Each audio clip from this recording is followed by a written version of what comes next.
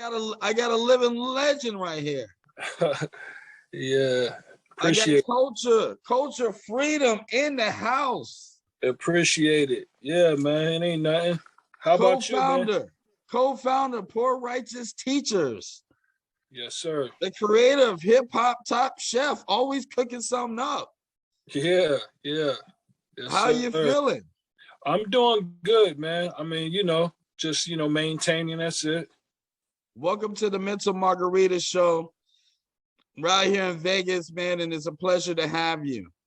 Now, Poor Righteous Teachers. Let's start there. I mean, such an influential group, and the things that you guys brought to hip hop. You guys came from Trenton, New Jersey. What was the energy at that time trying to get heard, trying to get the masses to see what you guys had going on, being a socially and politically hip hop group? Well, as you know, we were 5%ers, and basically, our knowledge itself came from that. So that's something that we was actually living every day. We was living in public projects called Divine Land. That's what we renamed it. And most of the guys there were 5%ers. It was an everyday activity with a lot of brothers in the area. There was a lot of Muslims, the Christian movement was there.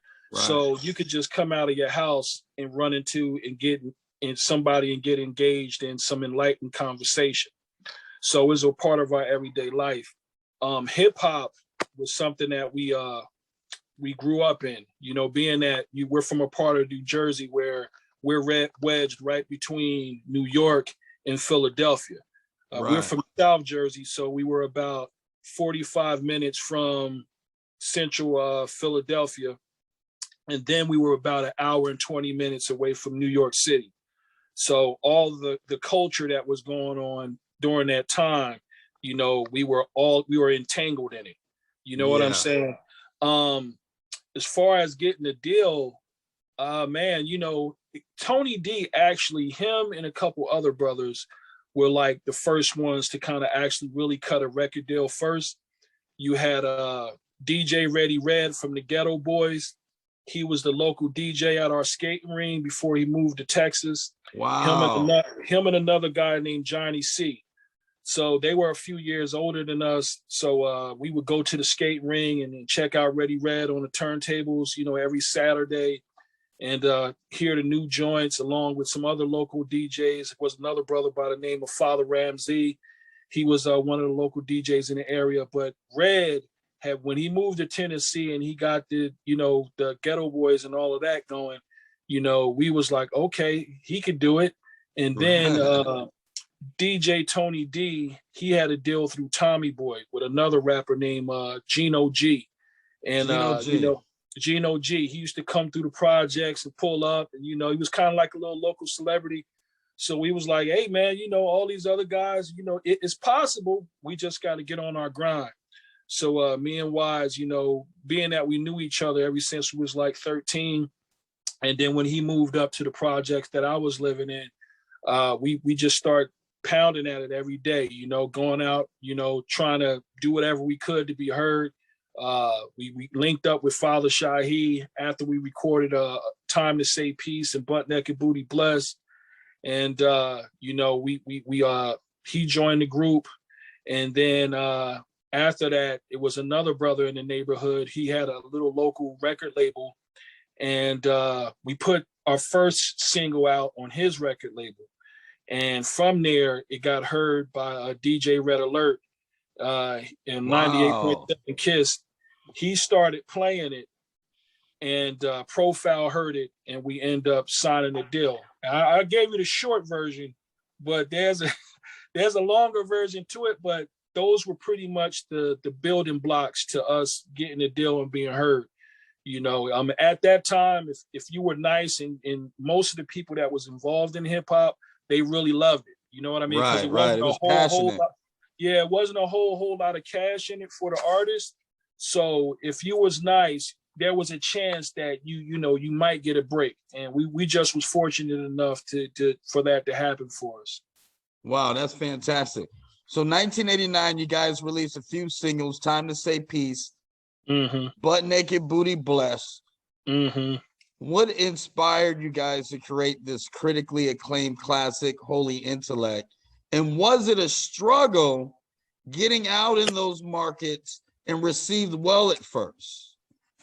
Well, the thing about it, "Time to Say Peace" was, and "Butt Naked Booty Blessed" was two songs that we recorded on our own coin.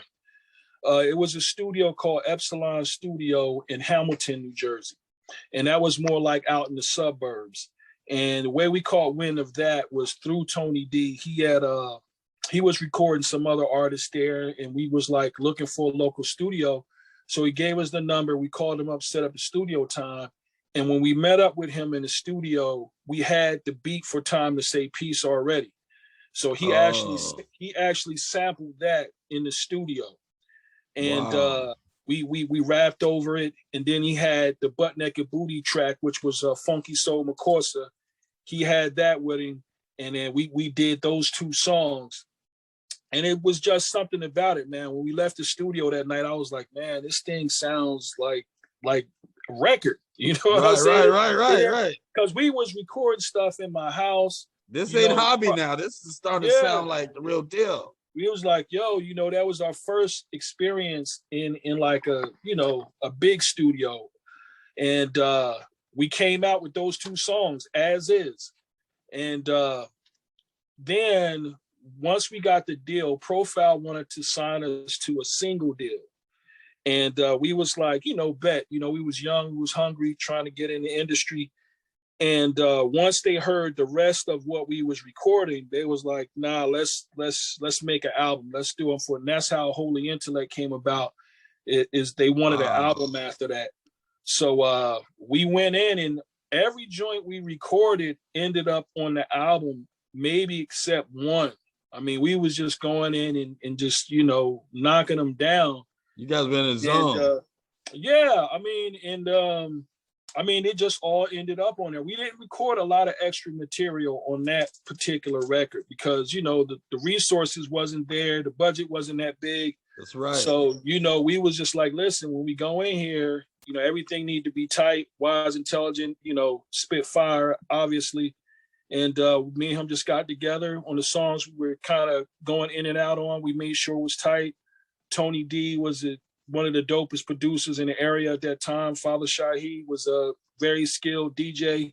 So everybody knew their role and everybody just played it. And it was very organic. And we had a lot of fun. The fun you hear on the records was actually the fun that we was having at the moment. We just left the mics on, and me and Wise went in, did our thing. And later Shahi came back, put his scratches in. And that was pretty much it, man. And, obviously, the video came for Rock This Funky Joint, which was the last song we recorded. I mean, our first single they put out, like you said, was "Time to Say Peace," but the fans actually pointed us in the direction of Rock This Funky Joint. Because once they heard the album, they was like, this one right here. People would pull up in their cars, and, this was a time when people rode around with the Alpine systems and the Jeeps and all of that.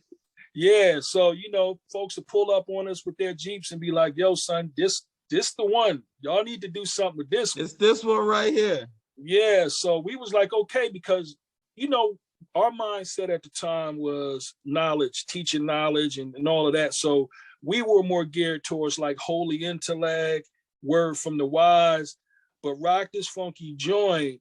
Even though we liked it, we thought it was dope, but, the people chose it. And from that day on, I always let the people choose what is what. I have fun, record music, make beats, but the people will choose what they want and what they like. You just got to make sure that what you're doing is representative of your true self.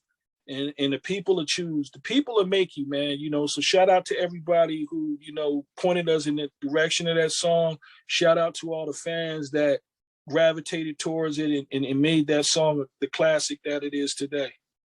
You know what? It is a classic because I mean, I used to see it on heavy rotation, man. I Mm-hmm. mean, they played that video so much, it became so contagious. And being a major radio hit, you know, but what I really loved about it was it just stuck in your head for some reason, man. Mm-hmm. It just was always in your head. Getting the feedback from the people, how did that make you feel, man? Like, wow. It was, being that young, because I believe we all was around 18. I think the oldest was probably 19, which was Shahid. And it was a little surreal. You know what I mean? I can Because imagine. it built up kind of slow, but then when it kind of took off, it took off.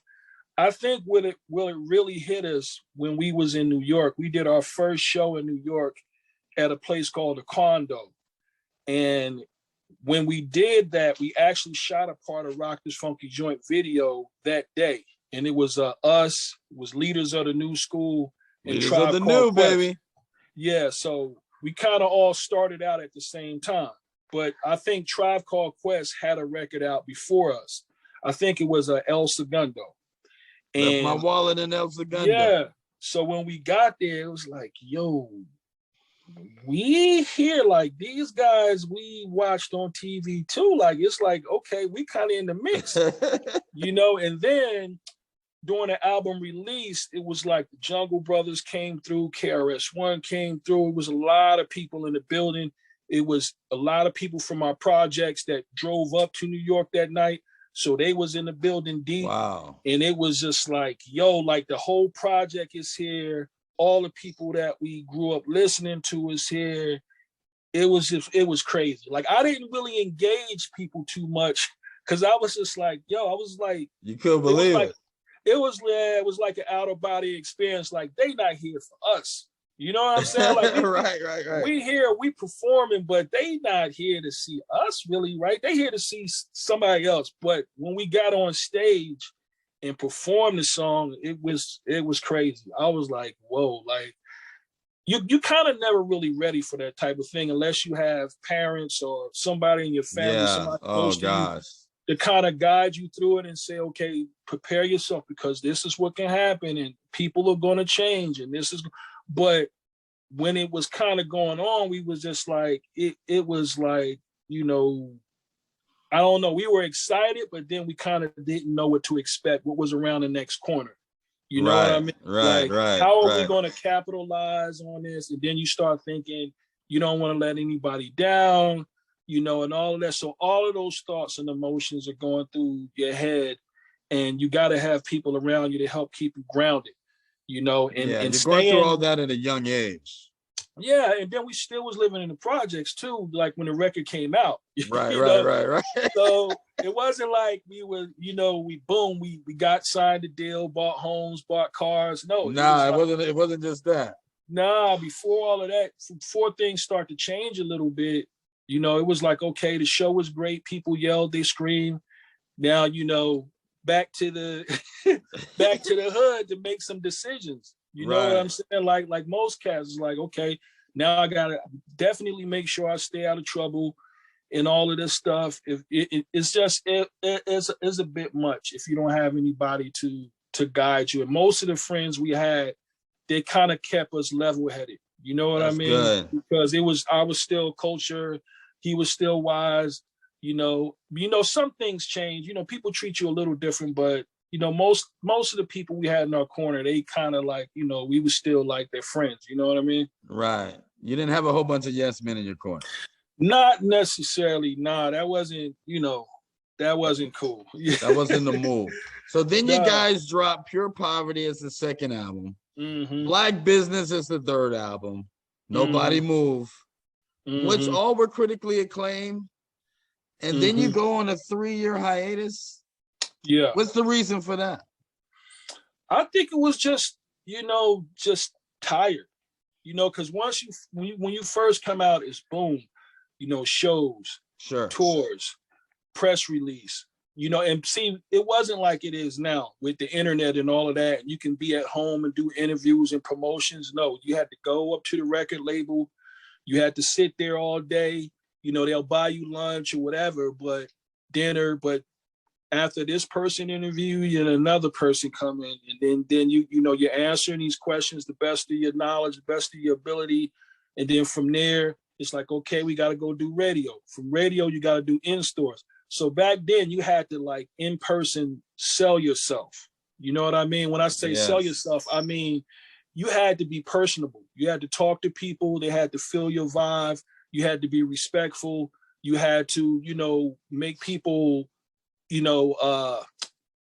understand why they should buy your record.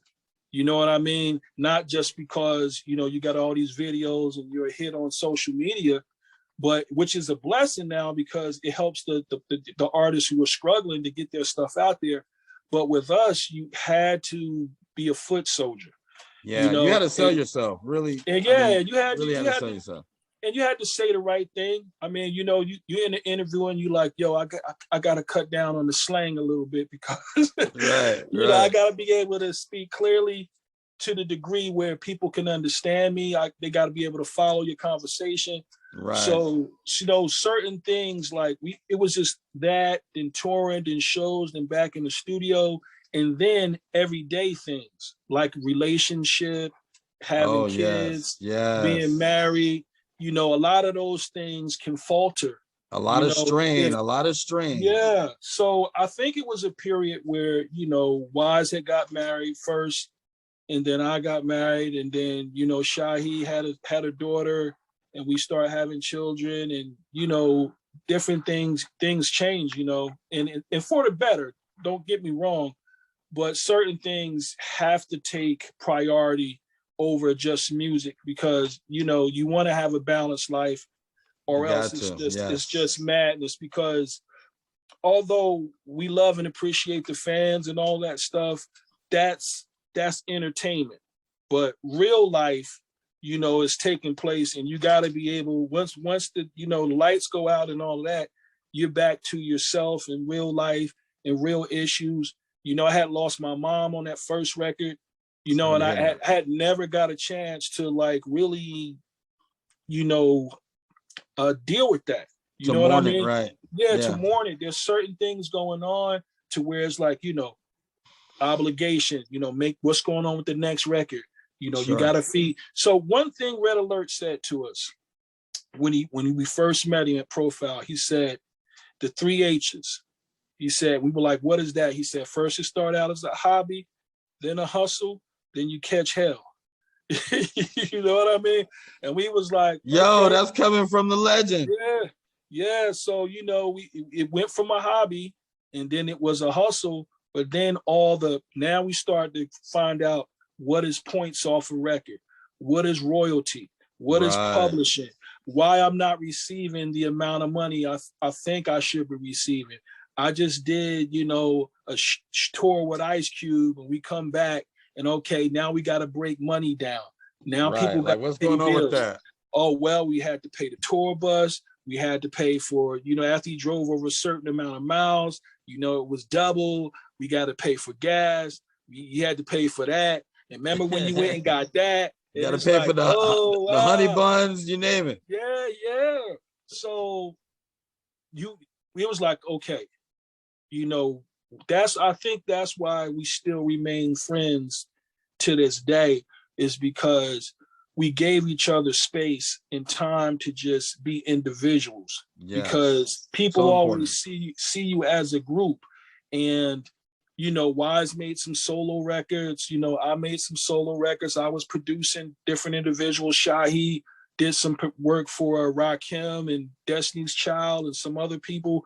So as a group, we were doing things, but in individual things we wanted to do, and Wise being the great writer that he is, I know he wanted to do some stuff just, to see what he could do. Right. So we all kind of, did our own thing. But then I think it was 96 when we did New World Order. 96, the New World Order. So after that, I had moved to Tennessee for a while, and for about, I don't know how many months it was, but it was about 5 or 6 months. And then I ended up moving back to Jersey. Tennessee, wow. Out of all places. Yeah, well, my wife's mother was here. My mother was deceased, and the kids, that was their real surviving grandparent. So we just Sure. wanted to do that thing, try to make that work. And we had some unfinished business left in New Jersey. So we end up going back, and then we end up getting back with Profile. It was like, what about another record? And then that's when we did the New World Order. I mean, and then that was the record where we did most of the production. You know what I mean? Tony D didn't do any production on that record, unfortunately. He produced all the way up to the Black Business album. Okay. And by this point, Shahi had matured as a producer. I was doing some things, doing more writing. So we were like, it was time. You know what I mean? It's like how you have little brothers or you have people that you raise up, and then sooner or later, it's like, okay, y'all know this thing now.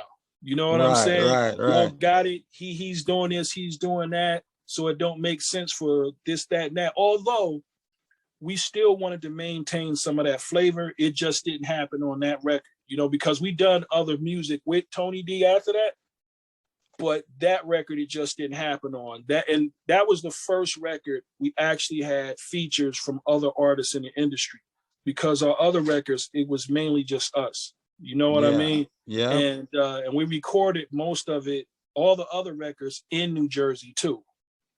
But that particular record, we recorded, I would say 90 or 85% of it in New York. So we had features from DJ Clark Kent.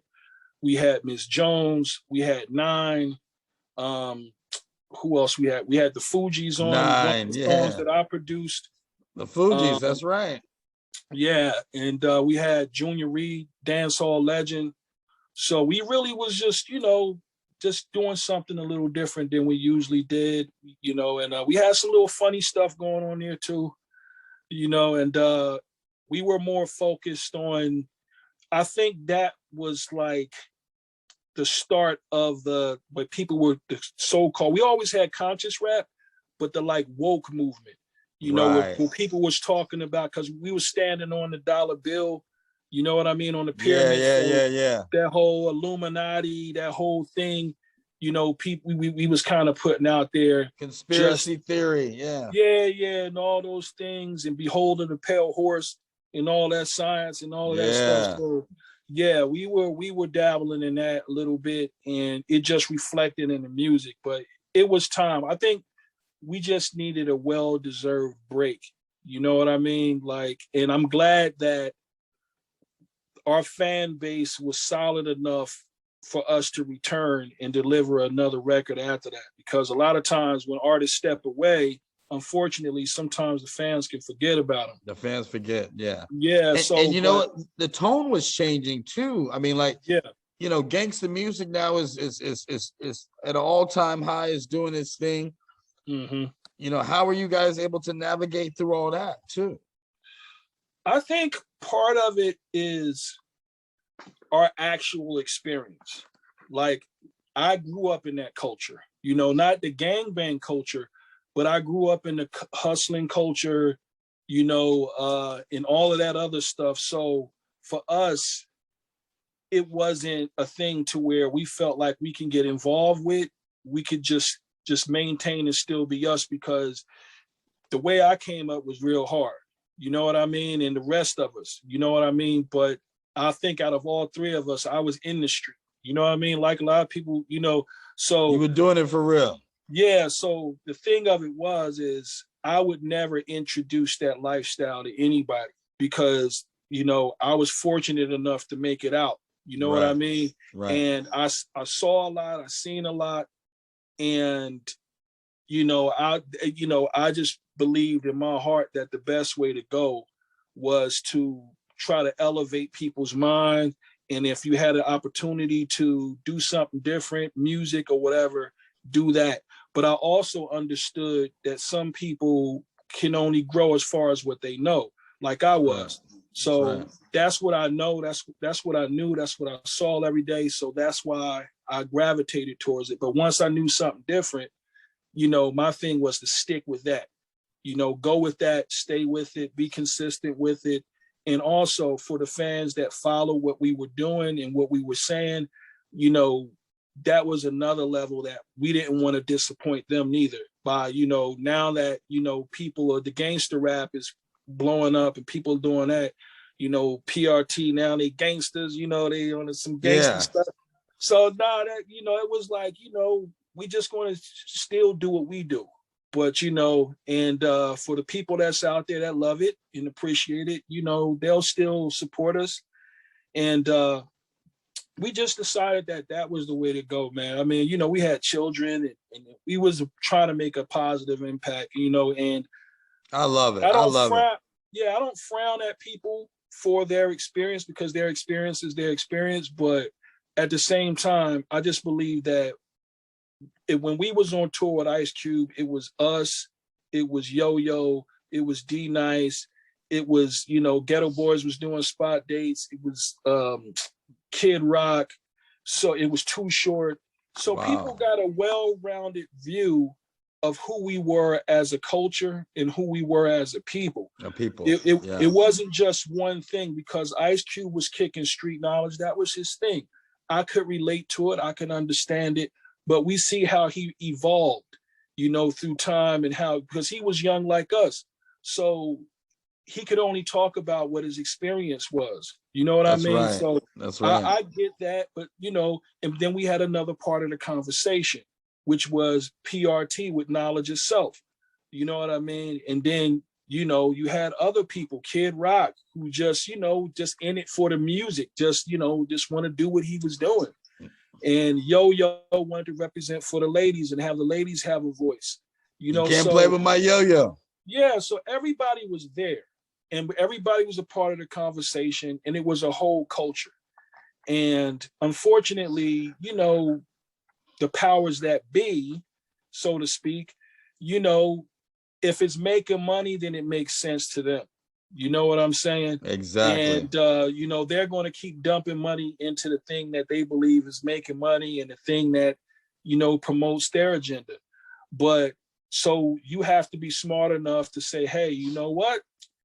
This is not always going to be this. This is not always going to be lucrative for me. And so that's why, you know, the culinary arts was a thing for me to explore, to help maintain, to cover those bills that music wasn't covering, and also to provide for my family. You had Shahi, he went back to school for computer technology. So he was rebuilding, repairing computers, doing a technical thing, you know, and Wise was doing, you know, lectures and different things like that. He also, him along with his brothers was doing certain things in construction. So it was things to keep our mind busy and to keep, you know, food on the table and to help us to resist the temptation to do something that we really wasn't about no more. So I always tell these young artists, man, you know. I love that. I love that. I love that you were able to pump the brakes and say, wait a minute, this is going somewhere where we don't want to necessarily go. Let's start creating other options and, you know, other outlets for us to take our creativity to a different level. Yeah, definitely, because you hear so many stories and you see so many stories, you know, and the thing of it is, you know, I heard a rapper say one time, and it was his truth. He was speaking his truth. And the reporter asked him, he said, what if you wasn't doing this? What would you be doing? And he said, you know, I'd probably be out breaking somebody home or, you know, or doing whatever. And I mean, he was being honest. I mean, he was telling that was his reality. Yeah. And as I was hearing that, I was like, that can't be it for me. You know, that can't be, you know, because I looked at us as a great people, you know, knowing our history and knowing that we contribute to science, art, mathematics, psychology, philosophy, and all these things. And we come from a great people. We can't continue to fulfill the enemy's prophecy. That's you know right. what I'm saying about Come on, us, man. you know, you'll never live past, you know, 25 and, you know, this is all you can be. I mean, you got to dig deep down inside of yourself, know your history and know your culture, know we come from greatness. And that's not the only option. You know, we were placed inside of a situation, or we might have grew up in a certain situation, but we believe that we were better than that. Not better than other people, We just believed that we were better than the condition that we were in. And that's, as our young people got to know that you might be born in the ghetto, you might be raised in poverty, but you don't have to have a poverty mindset. And that's what pure poverty was about, and that doesn't have to be an excuse. Yeah, and like why I said on Pure Poverty, he said, they asked me questions about culture free, Father Shine, our foundation, not negative, positive, what do we got to give positive creation? He's like, some, they want to know more and more about Jerusalem, run, come follow me, let God take your seat and said, he was saying, they asking these questions and these reporters want to know. And he said, let me take you to see what we go through. That's right. You know what I'm saying? He said, but at the same time, we had to survive. That's why the hook goes, Black baby cried in the Delta night. Had to survive. It's like, you got to survive because you don't have no other choice. It's like sink or swim. And a lot of us are born in that situation where it's sink or swim. That's right. Nepotism, the only nepotism we got is maybe our uncle or our father's reputation in the street, and that's all gonna carry you but so far until somebody like, okay, that's them. That's real. What about you? So you got to make a choice, man. And I just try my best to make the best choices. I don't always fall on the right side all the time, but you got to at least try to make the best choices. And speaking of the best choices, what are some of the best choices that the hip hop artists of that are now in 2022? What are some of the choices that they need to make? Because I mean, it's the murders are senseless. And yeah, this has been going since the beginning of time, but it seems, I guess, because social media, it's highlighted, it's in our face even more and more so. The state of hip hop music. What are the choices that need to be made to change this? Well, I believe that we should always choose life. Things that is conducive to your growth and development. Try to put yourself in environments where you can be challenged and to be more than what you are. Don't get used to the same old, because this person couldn't do it or this person got stuck in this situation. Don't believe that it has to be the same for you. That's right. Broaden your horizons, surround yourself with people that do other things, people who are not like you. You know what I mean? I mean, just because you got Joe Blow over here who like to wear the slacks and the dress shirt, don't mean that he can't contribute positively to your growth. I mean, this guy might have some information in doing something where you can invest your money. You understand what I'm saying? That's right. That's and real. And get to know the knowledge of yourself, but the knowledge of the Most High God too. You know what I'm saying? Get to know God, commit yourself to God through Christ. We can't leave that out of the equation, my brother. Yeah, we can't, because I mean, we think that, things sometimes that money and that your career is going to last forever. And sometimes it does. Some people are fortunate enough to keep going and doing what they do. But just always know that, man, it's bigger than yourself. It's bigger than yourself, it's hard to say sometimes, like you said, the old cliche, but young people right now, they have so many outlets to empower themselves.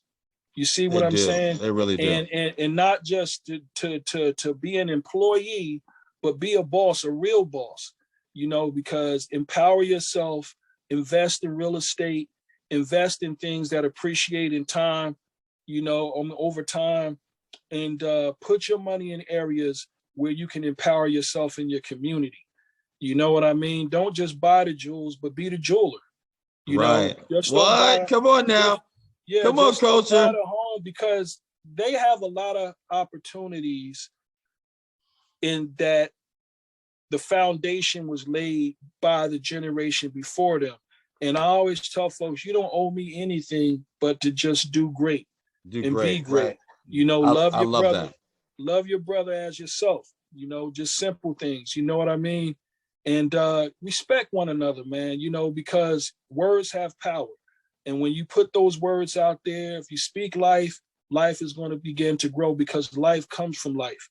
If you speak death, then sooner or later it's going to materialize, you know. So, you know, try to leave things better for the next generation and empower yourself and use these wonderful things, this technology that we have to promote good and to just take charge of your own careers, man, because these artists nowadays, they have the power to do it.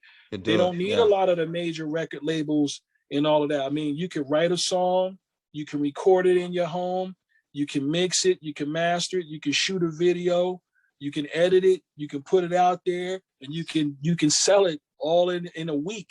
You know, on your own. You know, think about it. Back then, we didn't have that kind of power. No, not at all. You know what I mean? So not at all. Just be your own boss and live. Do your best to live. You know what I mean? To live. And things do get better. You know, there was a point when, you know, I was a young guy, man, and all I could see was my corner, my block. I couldn't see past the things that I did every day. And I thought that would be it. Like it can't get better, you know, because of the stereotypes and the mind state that you're conditioned in. But it's like they say, free your mind and the rest will follow. Your behind will follow. Everything else will follow. And it's like, just believe that things will get better. They do get better. But in order for that to happen, you have to live. You have to survive. I mean, 25, 28 and all of that, you're still getting your feet wet. You just now breaking away from your parents and starting to build your own life. Maybe you're getting married. Maybe you're having kids. But your life is just really starting for you. So 25 and 22 to be losing your life, man, you know, we shouldn't be desensitized to that. We still should be sensitive at that. We should see it as the tragedy that it is. It really is. That we can change, so we can change it, because, you know, man, your life is, things get better, man. You know, I know that this sounds like, oh man, you know, you know, Dr. Phil, Mr. Rogers. Right. But, you know, at the end of the no, but it's true. Things get better. If you live long enough, you learn not to make the same mistakes. And if you give yourself a chance, you can make it. It can get better. And don't get caught up in this American dream that Hollywood has sold us, that, you know, if you don't have this, if you don't have that, then life ain't nothing. Nah, think about your friends and your family, and think about all the fun you had with your friends when all of those things really didn't matter to you. Didn't matter to you. You just came outside and was just blessed to see your homeboy, and y'all just got on your bikes and rode them and had fun and laughed. That's right. You know, don't it's not that serious sometimes, man. You know, just get on the internet and just shoot off and, you know, disrespect folks, man. You know, love your brother. We gotta love each other, man. Yeah, man. You know, I mean, it was unheard of for us to, you know, sometimes you always had that group that come out for the trouble. But trying to hurt our fans and our fans trying to hurt us, I appreciated Rakim. I appreciated Biz Markie. I love Rakim. I mean, when we saw them, it was like, you know, we could do that. We could be that. You know what I mean? If I hustle hard enough, if I work hard enough, and I, you know, practice hard enough, I can achieve that. Mm-hmm. You know, and the internet makes everything seem like, you know, it's so unobtainable. Like, this guy is so like this and that. And it's like, man, at the end of the day, when they turn that computer off, they got to go right back to the grind like everybody else. Just like everybody else. They got problems and things to deal with like everybody else, man. And the show got to stop. You know, be yourself. That's another thing, is like, don't try to be that character that you created in your lyrics all day, every day. Right. Take time to just be human. Take time to feel. Take time to love. Take time to just, you know what? I don't have it that way today. You know what? But everything is still good. You know what I mean? Because trying to keep up that facade and trying to do that, and then, you know, the ego and hey man, it's a hard deal, bro. It's a hard deal. It's a hard deal. And the execs are sitting back somewhere living their life. You know it. Look, they living their life. They're sipping a martini and having a steak. Yeah, while you trying to maintain that image that they're using to sell records with. That's you it. know? And then when if something happens to you and you pass away from some ignorant stuff, they still reaping the benefits. Yeah. I mean, because once again, what about your publishing? Right. And what about your royalties? What about your copyrights? And what about your image? Who owns your image? And the one thing about what we're witnessing right now, and I don't want to bring up these names, but one of the things that we're witnessing right now in the media with certain recording artists and things is that we're seeing who controls their image. We're seeing who controls the brand. We're seeing who control these things. So now we should be looking at it like this. It's not their fault because we didn't understand what we were signing and the deal we put ourselves in. We have to better educate ourselves to be able to make better choices. Yes. And instead of being a maker, be the maker, the owner. Be the maker and the owner. Because if you make it, you should own it. That's right. You know what I mean? And you can sell. I mean, sometimes you gotta work some deals out. But in working that deal out, don't sell yourself out. Right. Don't sell your soul. Now, Exactly. what are some of the new projects that you're currently working on? Well, I'm doing a thing, as you know, with the Hip Hop's Top Chef. I'm selling the barbecue sauce and rub. I created my Barbecue sauce, baby. Barbecue sauce and rub. You can get it at www.coat-freecollection.com. And you can go on there and you can pick it up. You can order it today and have it sometime before the end of next week. I have t-shirts, hats on there as well. And I have a show on Foodie TV called Hip Hop's Top Chef. You can download the app, go on to Foodie TV and find me under Hip Hop's Top Chef and, learn how to cook some basic cuisines, things like omelets, nice. Specialty pancakes, nice. How to make homemade biscuits, things like that. I got more episodes coming. I have a solo record that I produced called Tools of the Trade, and I have a couple EPs. And I did a shout out to my man F-150, may he eternally rest in peace. There was a young brother that I grew up with. Me and him linked up actually over the internet and recorded a whole record. It's called Bars Is Back. And I'm still trying to get that out there in circulation for people to support. But if you go online, you'll see the video Jules and stuff like that. It's F-150 and Culture Freedom Bars Is Back. Wise Intelligent. He has numerous solo projects out there that he's working on. He's also working in conjunction with Rap Snacks with their nonprofit portion called the Boss Up Program, where he's teaching young kids from the inner city how to become entrepreneurs and put out stuff like that. As you know, my man Father Shaheed, may he eternally rest in peace. Rest in peace. Shaheed. He passed away a few years back on doing something he loved, riding motorcycles. Riding the bike. He was producing, doing things, like I said, producing for some artists in the area. He also was working with Superman, DJ Clark Kent. He was a part of their production team for a while. So we're keeping ourselves busy. I mean, nothing, over the top, but any shows? I mean, you guys doing any little touring things or? The last performance we did was in Vermont. And when we got inducted into the National Hip Hop Museum out of Washington, D.C. And I believe it was on Juneteenth we did it.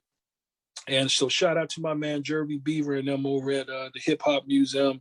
We got inducted with that. And congratulations, my brother. Yeah, man. And we just been trying to coordinate some stuff. I was actually talking to Wise earlier today, and the conversation got deep. We was on the phone for about 2 hours. And then, I just think that we just got to get something consistent going on, and then we'll be back out there performing with one another. But we don't have there's no beef, there's no issue. It's just that's beautiful. That's beautiful. Coordinated, if there's some promoters out there that's watching the show right now, and you would love to see Poor Righteous Teachers come and mash up the place, just hit us up. You know what I mean? We got to bring you out to Vegas. Yeah, we'll perform the classics and some of the new joints. I got a video out right now. It's called Ain't Nothing. Ain't Nothing, yeah. And another song called Back, where I'm getting a chance to kind of, do some other things on the mic. Let it off, huh?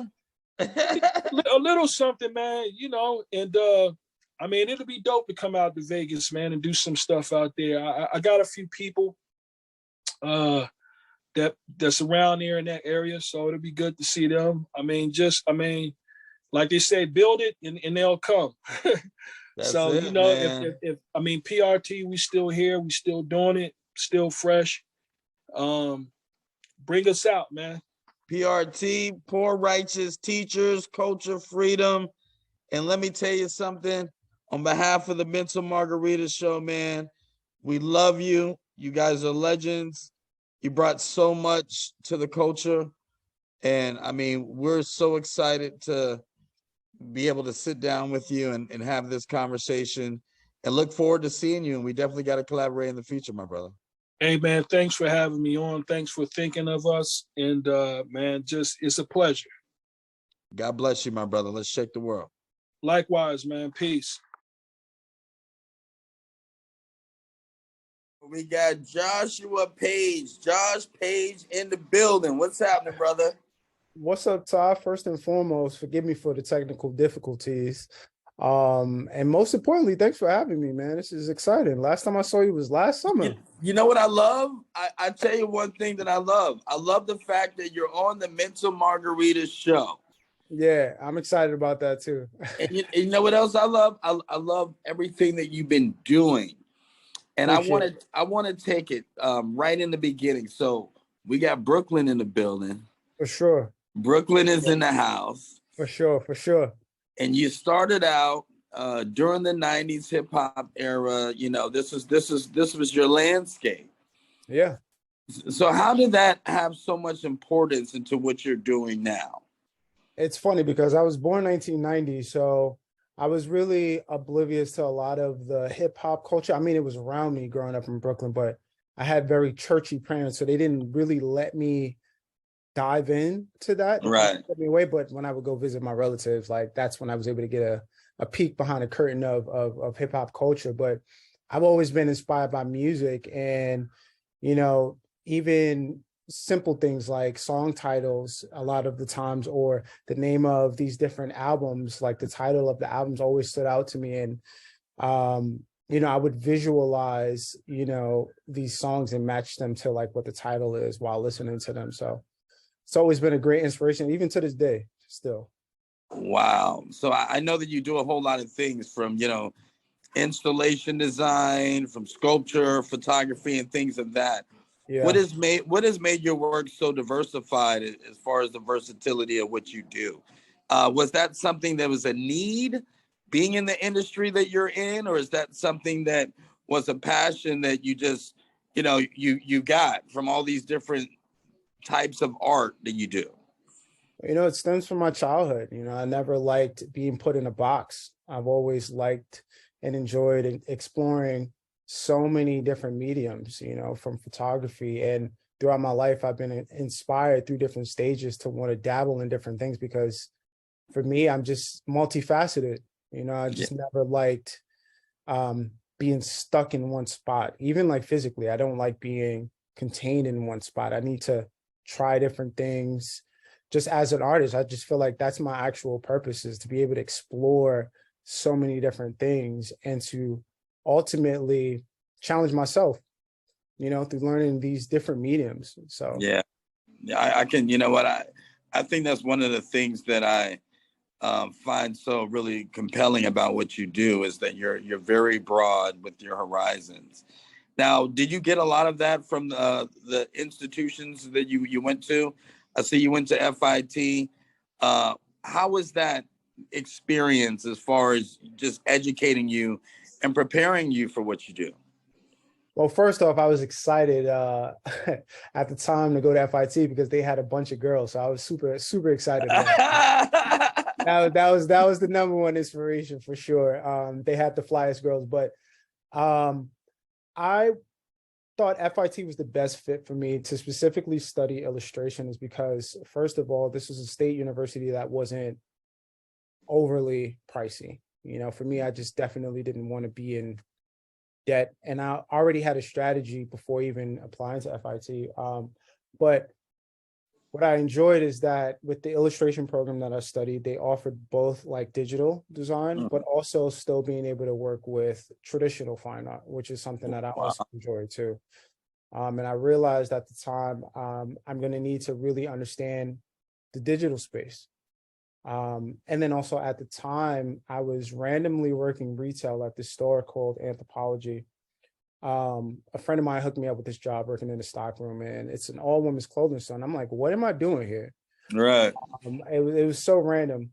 But something that I noticed was their window displays and their art team. They actually had an art team there in the wood shop within the stores. And while in college, I was like, it kind of clicked for me. I was like, this is something that I think I want to tap into. So I was able to land an internship, and then that's pretty much how the installation side of it started, because I already had the traditional design experience and skills. So I would say I owe it to working in retail and that actually helping me being in this random job that led to, you know, career for graduation. Wow. Now, when you're talking about installation design, I mean, you know, you think about New York City and there's so many displays, right? I mean, it's such an art. It's like it's crazy because it's a big world out there. Yeah. You think about New York City. Yeah. And you know, your average person, your window shopper, is not really thinking about the actual detail in the art, but yet it's still affecting them and stimulating them in a way to, you know, maybe to entice them to want to come into a store. Yeah. Or to purchase something. So, I mean, wow, the influence that you have to have on that is kind of crazy. Yeah. Now you did Saks Fifth Avenue. That's been your go-to now. Yeah, that's where I'm currently at now. That's my current day job. I like to say I work with them, and it's been a fantastic experience, honestly. That's big, baby. Yeah. We just finished the holiday windows, you know, and I just remember, you know, years ago, always walking by those windows during the holiday time, and you know, now just being a part of that, it's been fun. It's been 5 years so far, and I've been able to see a different side of installation art, working specifically with Saks, because I would say it's a little more like commercial art with Saks Fifth Avenue, whereas Anthropology, everything was built and made by hand. But the cool thing about Saks is you kind of get to see the fabrication side and production companies and how they actually use these technical machines and design renderings to actually build these props. Okay. As opposed to, I mean, and a lot of these props are also built by hand, but it's really fabricated. A lot of 3D sculptures, a lot of, you know, technology that's involved with it, which is so amazing. It kind of opened my eyes to, you know, inspire me to work on my own personal designs that I would like to have done in the future. I mean, obviously it's all about having the capital to be able to get a lot of these specific fabrications done. Right. But it's definitely opened my eyes to that side of commercial art and design. Well, you know, I wanted to ask you, I mean, because, you know, the music industry is you know, we create art and, you know, you try to get it out there and you try to get it exposed to the masses, you know, because you want people to follow your music and to be truly inspired by it. And I'm sure that in your industry, it's similar. What are the similarities between what you do and, let's say, the music industry? Well, I like that you asked that question, because this is the best way I explain it to my friends. The art world is kind of similar to the music industry in the sense of, you know, you can go what I understand with the music industry, you can go the independent route, produce, distribute, market all of your own content, your own music, work out of your own studio. And if you work with a major label, you're basically working with their budget, working with their marketing team, and they're representing you as Right. opposed to being an independent artist. So what I understood about the art world is it's similar. So if you're represented by a gallery, you know, they are essentially providing you with studio space, materials, marketing, Ah, placement, and also exposing you to their Rolodex of clients. oh, okay. Or you can just continue to do it the independent route and work out of your own personal art studio, get grants and funding from so many different resources, and go Okay. the independent route and still be successful. So it's very similar to the music industry, in my opinion. Basically based on like the machine that can be behind you to support you, or if you just want to do it personally, everything yourself. Well, you know, well, you're a visual artist, and what a way to paint that picture. Yeah. I must say. Yeah. Now this is what I'm thinking. You know, you look at the music industry, and you're right. You got, you know, you can go independent, you can get the machine behind you. The grants, you mentioned something with the grants and the funding.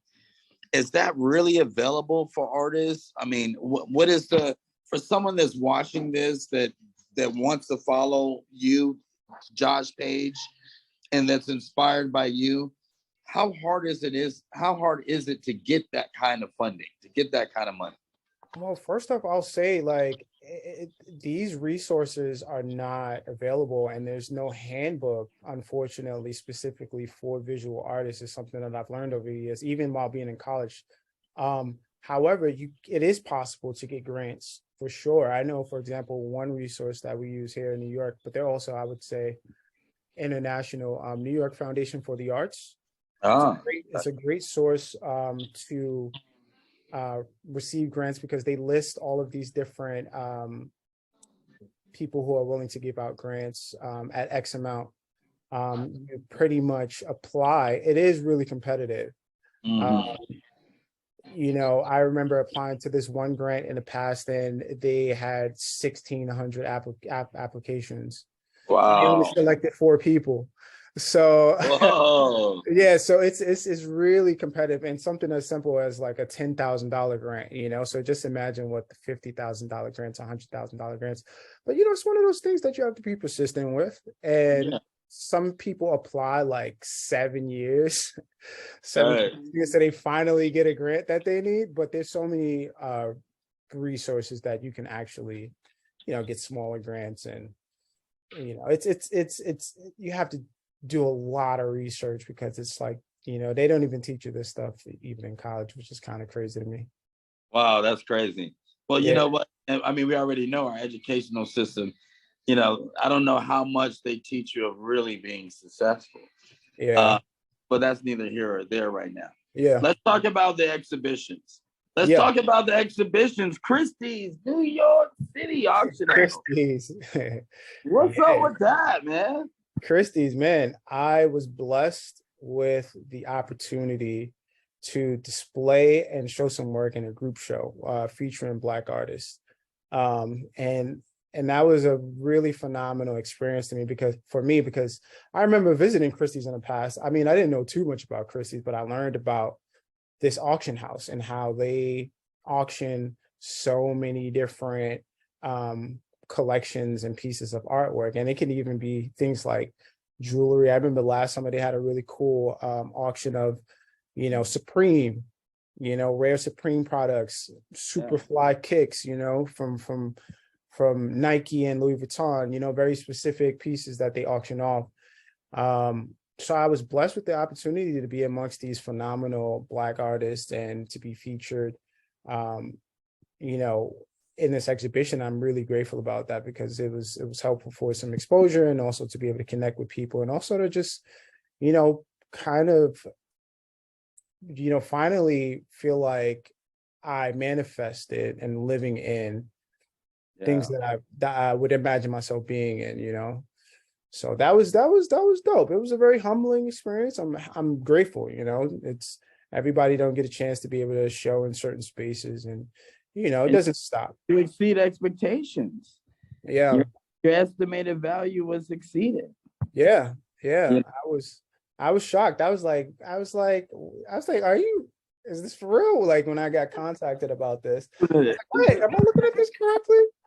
You know? But it's another reminder that um the sky's the limit, honestly. And this is a serious lifestyle for me. I've been doing it since I was a kid, and I know all of this comes with it, but I'm just really grateful for that, because it was a learning experience at the end of the day too, just understanding how that works. Well, and I can definitely see how it can be such a good learning experience. I love the way I love the way that you say the word humble, and Yeah. I find this out in my line of work that humility. I mean, there's so much empowerment in humility to me. Yeah. It's so much power when you humble yourself. Yeah. I've worked with different people and collaborated with different people in my lifetime, and one thing that I've noticed is that being in a situation where you can learn from somebody that actually has vast knowledge in what you're trying to do, and humbling yourself and listening, it's just an amazing experience. So I love the fact that you're a humble brother. Now, let's talk about the dichotomy now. Okay, so spirituality, New York hip hop culture. That's kind of the basis of where your art's inspired, or how are you putting these two things together? So I would say as I definitely get inspiration from hip hop, from music for sure. New York City for sure, because everywhere we look in New York City, there's like paint spills everywhere, there's graffiti all over the place, there's texture everywhere, there's vandalism, there's all of these things that definitely inspire my work, and I like to pull from these pieces. I even like take ripped billboard pieces from the streets. I actually collect those, and I'll bring it to my studio and store it so I can use it for a collage. Wow. Piece, just so I have a piece of New York City in my work. Spirituality, like I said, I grew up with religious. I grew up going to church, in my family, and something that really stood out to me, and I wouldn't say I'm a super religious person.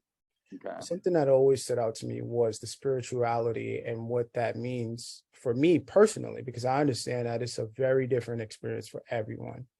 And I used to think it was a joined experience, but everybody's perception from a psychological standpoint and a spiritual standpoint of that is so different. And I realized it's a personal experience for me. And I've been curious about it because, we are just a physical form, and we all have, our spirits within our physical shell, Really? which lives beyond us. We technically aren't our bodies. So learning that, to me, is just so fascinating because, when we're done in this lifetime, I believe we're gonna take a different form through our spiritual energy, Yes. through our spirit. I believe the same. I really do. Yeah. So I've been basically exploring that within my recent series of works, because again, I just remember, these stories in the Bible, but then also learning about different spiritual ideas within different religions and how some of them overlap. And,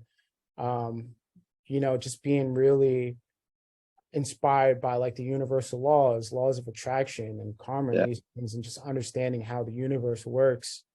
It just kind of started making sense to me as I became an adult. So I just kind of wanted to visualize that and put that on the canvas and kind of make sense of what that actually looks like to me, That's something else, man. And it's pure. That's really a pure process for you. Yeah. Because you're actually speaking your truths artistic. Yeah. Yeah. That's what it is, man. Hey, Paige, I know that later on in the show we're also going to do a little tour of your studio.